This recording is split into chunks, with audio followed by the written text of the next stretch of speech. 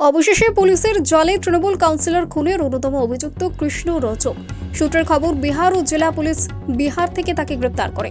বাবলা সরকার খুনের প্রায় 4 মাস পর গ্রেপ্তার কৃষ্ণ রচক। জানুয়ারি মাসের 2 তারিখে বাবলা সরকার খুন হওয়ার পর এই কৃষ্ণ রচক এবং বাবলু রচকের খোঁজ পেতেই সোশ্যাল মিডিয়ায় পোস্টার দিয়ে 2 লক্ষ টাকা পুরস্কার ঘোষণা করেছিল জেলা পুলিশ।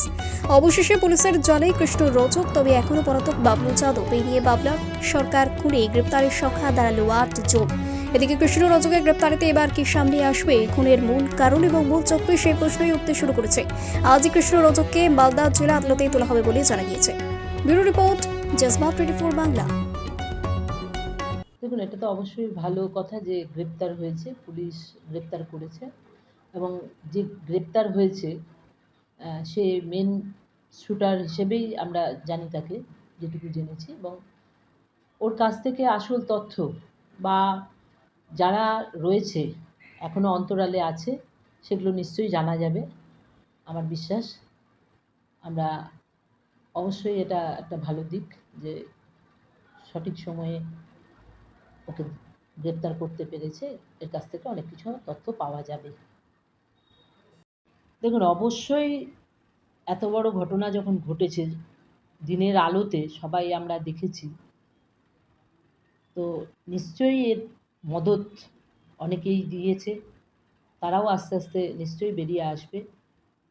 এতদিন যা পেয়েছি তার থেকে বেশি কিছু আমরা আশা করব। এই মেন শুটার যে সে যখন ধরা পড়েছে তখন তার কাছ থেকে পুলিশ এই তথ্য বার করবে। আমরা প্রথমেই মালদা জেলা পুলিশ প্রশাসনকে বলবো, একটা ফিতা যেন তারা আগে খোঁজ করে। কেন মাথা বড়, মাথা ছোট, মাথা মেজো, এই যে ফিতাটা না থাকার জন্য পুলিশ প্রশাসন মাথাটা মাপতে পারছে না। সেই জন্য আমরা প্রথম থেকেই বলছি যে জেলা প্রশাসনের কাছে যেন একটা ফিতা রাখা হয়, সেই ফিতাতে মাপটা বোঝা যাবে যে বড় মাথা না ছোট মাথা। কারণ এই মার্ডারের পর দিন থেকেই শুরু হয়েছে বড় মাথা, মেজো মাথা, সেজো মাথা। আমরা প্রথম থেকেই ভারতীয় জনতা পার্টি বলছি, প্রকৃত বড় মাথাকে খুঁজুক, তারপরে মেজো, ছোট, সেজো, মাথা যেন পরপর বেরিয়ে আসে। প্রতিদিন একই রকম বিবৃতি প্রশাসনের, তৃণমূল নেতাদের, বড় মাথা।